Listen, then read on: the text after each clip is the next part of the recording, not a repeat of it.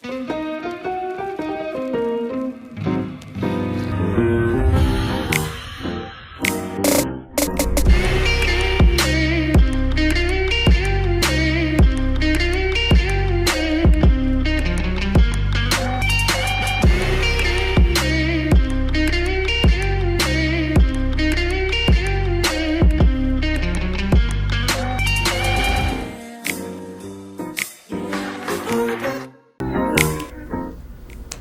aí, pessoal, boa noite. Vamos dar início aí a mais um Ponto G para você. Para começar, no De Frente com Ale Marques, uma entrevista inédita aí com o Dr. Matheus Lima, ele que é radio-oncologista. Vem comigo.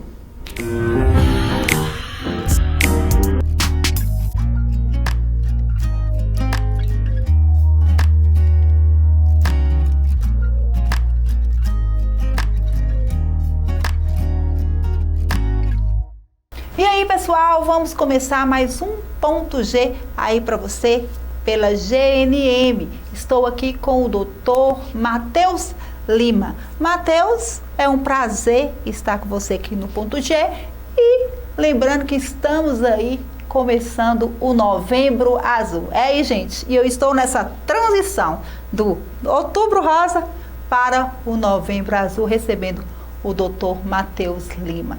Doutor Matheus, se apresenta aí para o pessoal de casa, fala aí da sua especialidade, né? Boa noite, Alessandra, obrigado pelo convite. Então, eu sou radio-oncologista, que é a parte da oncologia especializada em radioterapia, né? Então, fazemos parte da discussão e definição da abordagem diagnóstica e terapêutica dos pacientes com câncer em geral. Então, como estamos aí no Novembro Azul, achei que foi de fundamental importância trazê-lo aqui para bater um papo com você aí de casa, e eu aqui com ele no estúdio da GNM. Doutor Matheus, fala pra gente como é que é tratar, né, o paciente com câncer de próstata dentro da sua área. Certo. Então, o câncer de próstata é um câncer diferenciado no sentido de que ele, às vezes, tem mais de uma opção de tratamento, tá? Especialmente quando a gente fala de um câncer de próstata detectado no início, que é um câncer localizado. Muitas vezes, esse tratamento vai passar por cirurgia ou radioterapia. Essas modalidades podem ser feitas sozinhas, né, isoladamente, ou, às vezes, combinadas com algum outro tratamento, tá? A cirurgia consistiria na retirada da próstata mesmo. O urologista vai fazer um ato cirúrgico e vai retirar completamente a próstata. E já a radioterapia, a gente usa a radiação ionizante, o raio-x. Ele atravessa o corpo e consegue tratar a próstata por fora, sem a necessidade de cirurgia. Uma curiosidade, todo paciente com câncer pode fazer a rádio? Não, nem todo paciente com câncer é candidato, cada modalidade terapêutica tem as suas melhores indicações.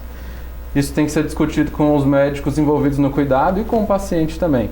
Em geral, a gente tem um perfil diferente de efeitos colaterais em cada tratamento. Nenhum dos dois tem pontos só positivos, nem só negativos.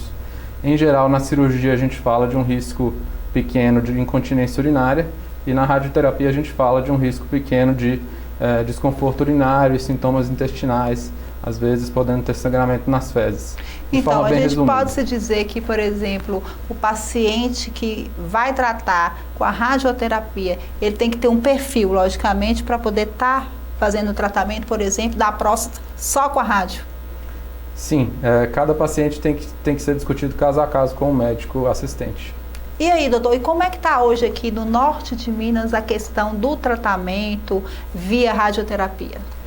Hoje, no norte de Minas, a gente tem orgulho de poder dizer que o tratamento de radioterapia para os pacientes aqui não perde praticamente nada para os grandes centros nas capitais brasileiras e até no mundo, né?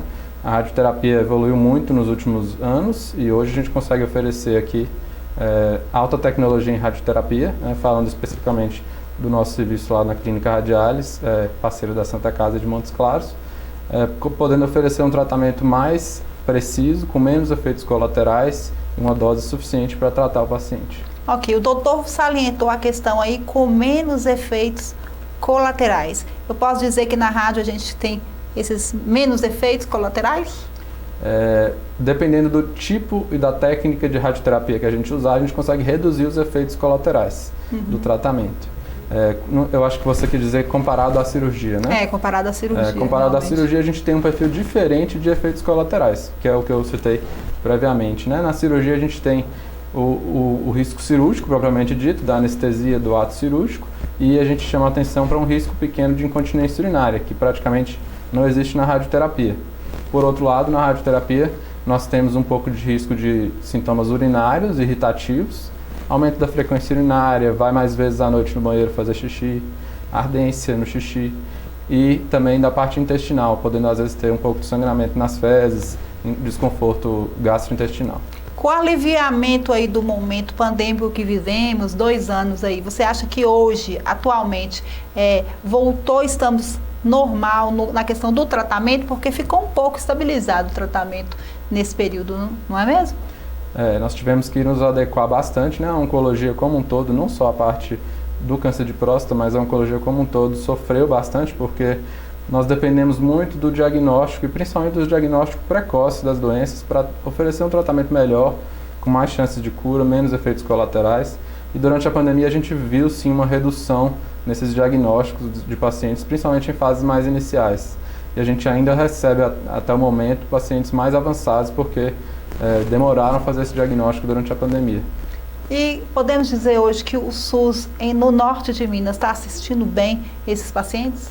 Eu considero que sim, tá? Hoje a gente tem em Montes Claros 2 centros de referência em oncologia, e a gente consegue atender bem os pacientes, oferecer uma boa qualidade de tratamento, desde que seja feito o diagnóstico de forma no tempo correto, né? Então, o tema de hoje para nós aqui é prevenção. Isso. Fala aí seu conselho aí para o pessoal aí de casa, né? Tá. A palavra está com você, doutor. Obrigado. Então, o câncer de próstata é muito importante a gente falar de prevenção, e aí a importância do Novembro Azul, né? Para a gente lembrar da importância desse câncer, que é o câncer mais incidente na população masculina, fora os cânceres de pele, né? Não melanoma. E é responsável por grande parte das mortes por câncer na população masculina, tá?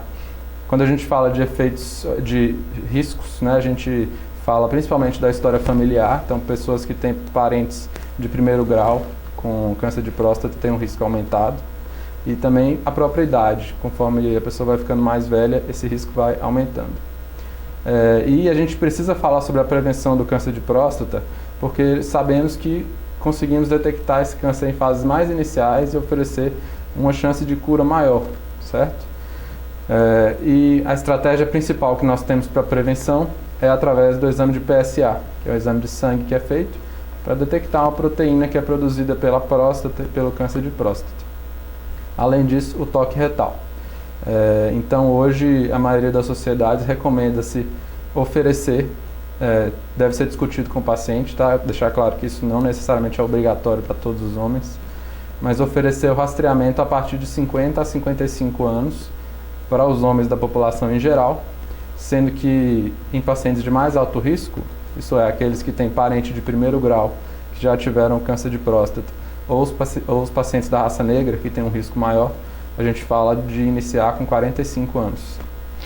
Para fechar a entrevista de hoje, principalmente focada em questão do Novembro Azul, gostaria que você ressaltasse para a gente com relação à expectativa de vida hoje do brasileiro, né?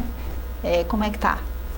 Então, sabemos que a tendência de expectativa de vida é aumentar conforme, né, o país melhora a qualidade de vida e a assistência da população, e isso impacta diretamente no cenário oncológico, porque, como eu disse, um dos principais fatores de risco para o câncer de próstata é a idade, que vai ficando mais velha. Então, a gente aumenta essa população e aumenta, sim, também o diagnóstico de câncer de próstata. E a gente sabe que muitas vezes a gente consegue curar o paciente dessa doença. Então, teremos pacientes aí que vão viver mais tempo, muitas vezes curados do câncer, graças ao diagnóstico precoce e ao tratamento correto. Então, aí você de casa, nosso conselho, previna-se, procura aí seu médico, faça a prevenção, que no momento é o melhor remédio. Isso. Doutor Matheus, que honra tê-lo aqui, viu? A TV Gazeta agradece, o programa Ponto G sente honrado com a sua presença, né? Nos bastidores aqui a gente conversou e ele ressaltou que primeira vez que ele está dando entrevista aqui na TV. A gente se sente muito honrado com a sua presença. Eu que agradeço, Alessandra. E aí, pessoal de casa, vamos ao próximo bloco, Sexualidade Sem Neura, com a doutora Aline Carvalho. Vem com a gente.